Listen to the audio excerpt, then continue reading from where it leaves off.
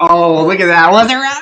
No, that counts. you were No, like that counts. in front of the camera. That counts. No. Let's count. This is like rough, Zach. I don't know. It's good. I don't know if this is actually working. Why wouldn't it work? Should I do a sound check? Because normally when we use it, it's not like this right here. Oh, really? But it's fine. Oh. How is everybody doing on Friday? Well, okay. How is everyone doing on Friday? It's Friday. It sounds so good. Okay, can you turn it off now? So it's Friday, and we got to hang out with some new friends last night. It was great. It was really great. It was awesome. I actually shared last night. Like, I don't love meeting new people. Yeah. But I like connecting with new people. That is different, and that is fun, and I appreciate that. So I'm gonna title today's talk as I share it, but also I have a great topic to bring up. I want you to be ready. Oh boy! You ready for it? No. The art and science of success in relationships, or anything. Okay, that's what I'm going to call it. That is good. All right. So I have a little. Do you guys use your notes on your phone? Like, what is your? I'm just curious. Yeah, we're big time note users. We're big time note. But like, what is your record? If you have a great on iPhone. Well, you know that phrase, like shower thoughts. You know, like when you always your best. It's like.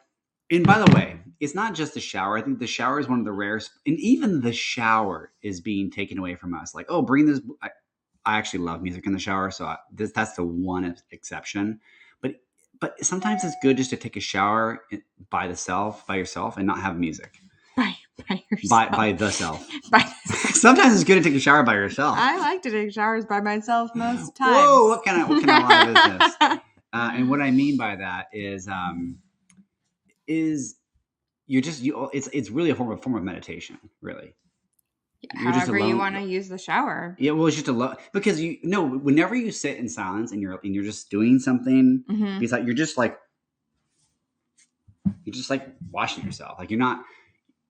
In society, you always have like your computer, your phone, your TV, your kids. Like music. Your spouse, your music, you're driving. You're always like alert. You're always alert and paying attention and listening. You're just ding, ding, ding, ding, all the time, and it's very rare where you're just sitting there. Like sometimes I've been doing this practice where I come downstairs and I'll just like sit at the table, just drink my coffee, and I won't read. Yeah. I don't even have like. I know it's good to have intentions and stuff, but sometimes I'll just sit there and just see what comes up. That's what I do a lot when you guys leave the house. Yeah. I'll end up just like sitting on the couch, staring into the abyss. I'm just like, what's happening? Yeah. Actually, that is actually one reason why I signed up for 29029 was because I know that I will have a lot of time by myself. Yeah. Not time by myself, but like no input. Just moving. And that was actually really big for me because I don't love that. Like Zach knows, like if I go for a walk, even if I do want to think, I'll still play like music, or I might even still have a podcast on, even though I'm not listening to it. I'll still like just use it as like background rhythm or something for my walking, and I'll be thinking about something else. But there's something about really not having any input at all, and that was actually one reason why I wanted to do the event, was because it's so easy to have input all the time. There's something meditative. So where was I going with all that? I don't know. I was like something about shower thoughts and being alone. But I thought of this idea about success and art and success. Right? You thought of I'm sorry, everyone. That was obnoxious. Well, no, no thought you have is truly yours. Let's just be honest. Like, even we did this really cool Baltic relationship workshop cruise years ago, and the topic was like creativity, and it was really, really fun exploring like really like, is there anything truly that's like originally created? Like all creation, you could say is like passed down or inspired at some capacity by. So in particular on this adventure, we bounced around a few countries, and each country has their own history, architecture, whatever. But whenever you learn the history of why that was made the way it was made, or the shape or the color or whatever, it may have been somebody's idea to do it, but like the story behind it would be something similar to the shape of this is more round because this artist liked to include the sun in all of their paintings. Therefore, they always had a round curvature to whatever. And so, right, it's like their idea to use it in that way, but the inspiration was the sun or the shape of the world or something. Yeah. And, and so I was listening to a podcast from Ed Milet, and he said a little passing comment. And it's like, sometimes when people say things, sometimes when you're hearing a podcast or a stage speech or a talk or a point, there's a critical point. Mm-hmm. Like if John Maxwell would be like, number 1, do this. Number 3, this. And you're like, oh, okay. And then there's like filler, there's like context around it. So he just kind of said something off the cuff, and it reminded me of a phrase we would say in the compensation world of like, paying your employees like an art and a science, right? And he said the art and science of success. And then I got just kind of in passing. And then I thought about that for a bit. He said people love the art. Most people love the art, but they do we lose it? No, we're still on. But they love the. I think I just minimize it. We'll do this. There we go. Okay, you're still on OneStream. Okay, you're fine. They love the art, but they of success, but they don't like the science of success. And what he meant by that is like it is really. I mean, hello, I'm one of those people. Like they love the mindset, like the attitude, the mental hacks, the kind of the mental discipline, that kind of the cold plunge, these things that like. What was it? It's like, cold plunges are amazing. He said. Like you don't need to tell everybody about your cold plunge or something like that. Yeah. Well, the science behind cold plunge is actually severely. Anyway, I could go into cold plunges, but are you about to debunk cold plunges? I was about to just debunk cold plunges and argue. Lose all of our 2 followers. No, it's not debunking cold plunging. It's like yes, there. I won't go into it. I put it in the. I'm a science type of gal, and I would. Yeah. You definitely are. I'm definitely the arts type of guy. It's very trendy science, cold plunges. So there's really actually not much around it. It's kind of like when fasting, like most fasting is. No, but there are truths. Is it a pendulum? Right, but I'm saying like people are like, we're gonna have a lot of hate mail. Fasting and cold plunges are science. Science, like, and actually it's not. It's like very immature science. It's like very, very new. Most is done on men. Most is done on like an age group. Hold on, you can make an argument that like no, it's not. It's been around for thousands of years. The idea of fasting, right? No, the studying of it, how it impacts your body and stuff. I feel like there has been a lot of that around. Yes, fasting. On mice, rats, men, and they people. They just now more recently had more longitudinal studies on women because it was marketed towards women, and a lot of people don't know what the science is in terms of like how many hours to fast, what's the most healthy ratio, and let me tell you what, everybody out there is doing it wrong. It's gonna kick you in the butt in 3 years. So if you project your insecurities onto other people's comments like I do with Sierra, no, I'm just there's a lot of like we were just talking about cold plunges. We were just talking about cold plunges, and it's not that they don't serve. And I think that's the important people who want to follow science. You're not following science if you're doing the important distinction. From a trend we want to be very clear. I want to be very clear before you, because we can't lose our 3 subscribers. Is you're not saying it's bad or you shouldn't do it. But what you're saying, because I think that the projection of the insecurity that I feel, that I know some other people might feel, is like no, but it's because there's a lot of benefits, but that's like that would be like saying fruit is good for you, right. But you probably shouldn't have 12 apples a day. Right. And like the sugar, and you have to realize that there's a difference between evidence-based and science-based. Like there's a difference between evidence-based things that are statistically significant in terms of numbers, which is made up. Okay. And for things that have to do with your body, what will be pumped out in social media is some evidence that isn't necessarily supported by science for a while. Here's what I'll say. And there's pros and cons to both, because evidence-based research is really hard to fund. And I could go on, but you know, I studied a lot about this in college. So okay, I'm like, start calling you come at me. I'm gonna start calling you Alex. What? From Modern Family. No, I'm just saying like, boring. No, I get what you're saying. Like, we're not saying cold plunges are bad. Like, do what you want if you want to torture yourself every morning. What I'm saying is don't say, but the science is there, because the science is actually very new on it. They've been around for a long time, but like, yeah, what it does, it helps with your muscles. There's also it does a whole bunch with your circulation. There's also experience based. There's also experience-based benefits. So like for me, like maybe not for you, like I like a cold shower.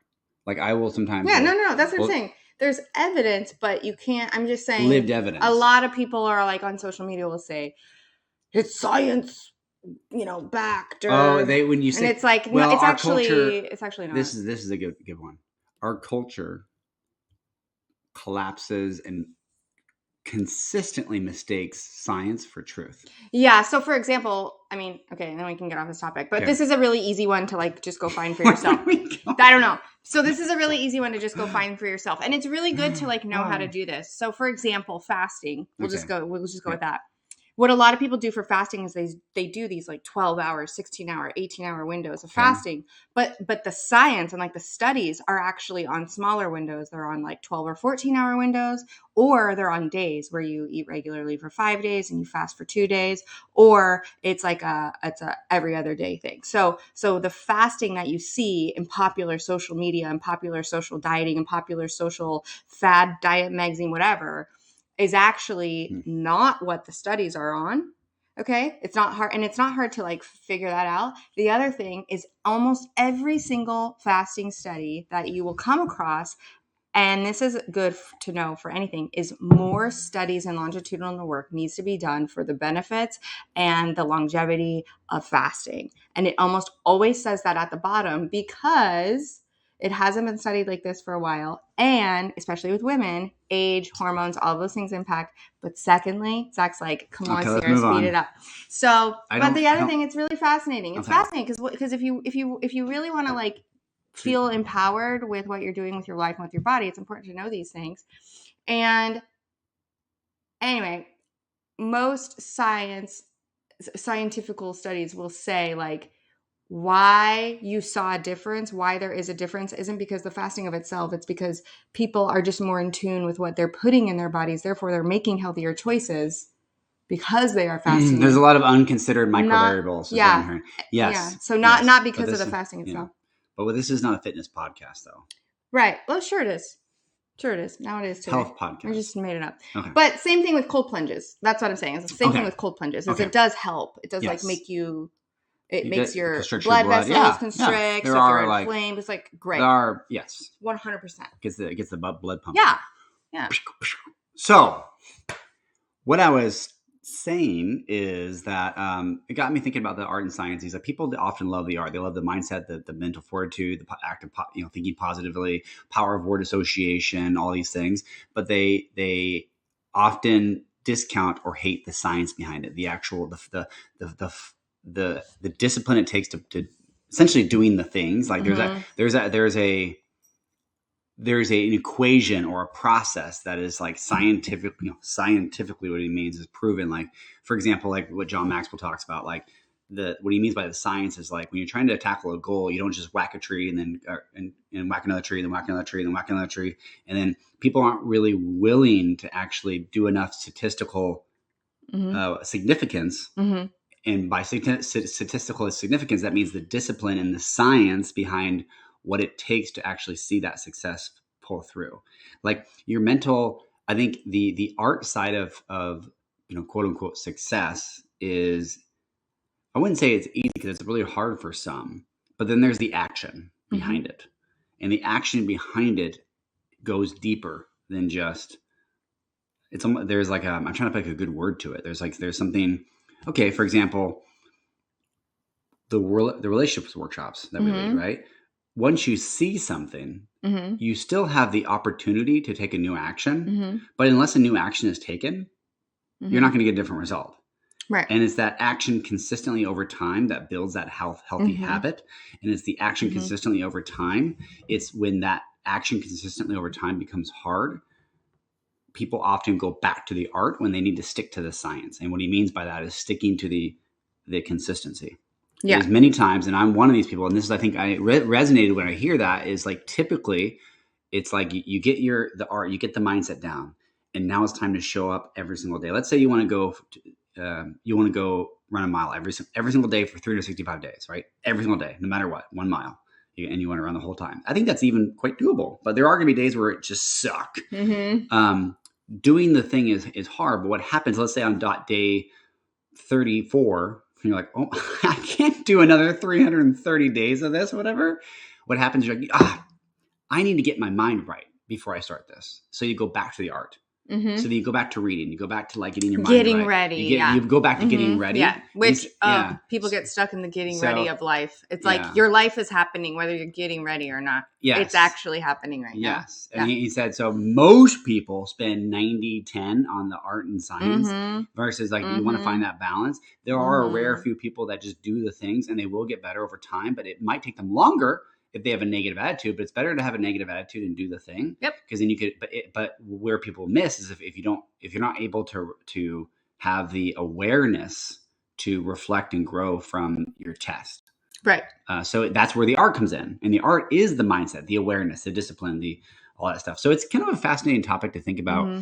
And so if you're failing at a lot of things that you're doing, and it could be in your relationship, like let's say you want to, you want to create a new experience with your partner, and today I never sweep the floor and do laundry, and my partner really ask me to do that, but I just never do.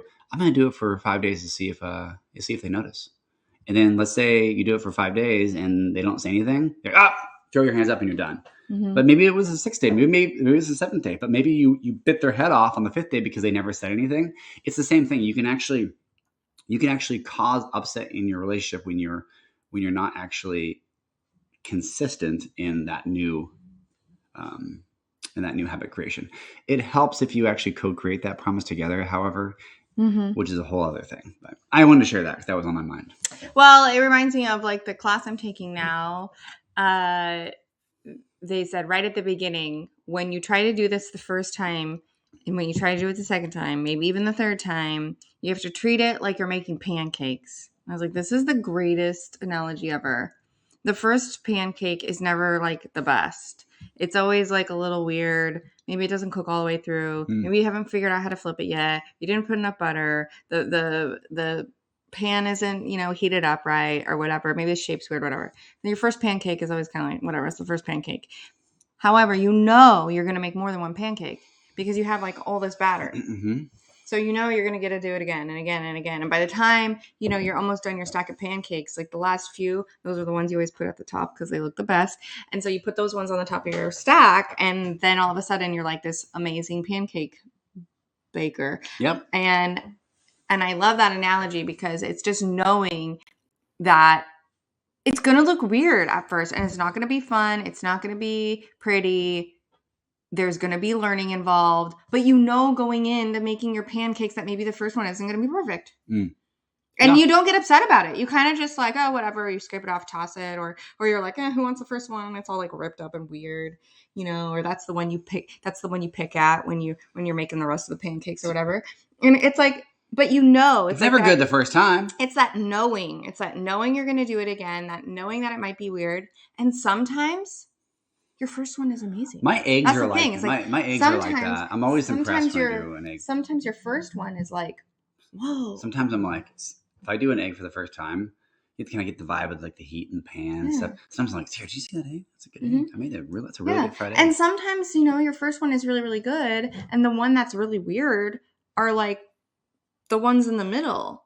But like, you're still going to finish the batter in the bowl. Mm-hmm. So, yeah. That's a good analogy too. Yeah. Friday, we are probably going to do a family movie night tonight. I'm excited about that. I know. We just got a text message about a sleepover. So we did? One of them, yeah. So maybe we could do a more PG-13 movie. Tonight? Maybe, yeah. Sick. So right. Yeah, we'll figure that out. Yeah. But yeah, it's good to connect with people. We're connecting with people this weekend, and I'm excited. We did yesterday, And we have 2 this weekend. I think the theme for me this week, and we have to keep this one shorter only because I do have another date, is which one? Sorry. Is new rooms. New rooms. Room was the word of the year for me this year, and it has shown up like you have no idea. New rooms. And I think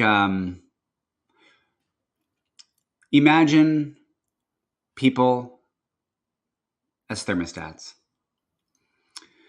And if you've ever walked into a room, the temperature, well, how thermostats work is if the temperature gets most people know this analogy. They don't? They do. Yeah. So you can say it faster. Oh, yeah. If thermostats if it gets too hot, the thermostat cools it back down. So we are trying to get into rooms that are a little bit hotter than us. That makes sense. And that could warm us up. That makes sense. We want to get into a room that kind of that heats up what we're capable of. And by heats up, I mean levels up. And challenges us. And it could be anything. It's just getting us to kind of think a little bit bigger. And it can be a little uncomfortable sometimes too. Mm-hmm. But like after a while, you acclimatize. Just like people who are serious parents that come out from Arizona to here, they're like freezing because their internal thermostat is set for a cool 80 degrees. Oh my gosh, I was sweating that first night when we were in Arizona. And so I think, yeah, it's like getting in a new room. And it's like, that's been really, I think that's been very thematic over this last week. And I'm really proud of us for doing that. Yeah, so if you feel like you're a little chilly, get into a new room, change things up a little bit. Mm-hmm. It's amazing what can happen. And you can also be that person too. Yeah, you can decide to be that person. And if you're that person in every single room that you're in, then you need to find a couple more. Yeah. Yeah, it's really exciting. Mm-hmm. Well, that's good. I'm excited to see what unfolds. I think a lot will happen over the next 2 weeks. Well, it will, because we have our workshop, our course. We also have somebody else coming. Yes. After that. Yes. I don't get a yawn. Sorry. It's not you. It's me. That's it. We should wrap up early, though, because Zach's got to go. Yeah, unless you want to keep going. Nope. Okay. Yeah. That's it. Oh, that's your timer. There it is. All right. Okay. Much love, everybody. We'll catch you around. Wait. You got to do that one?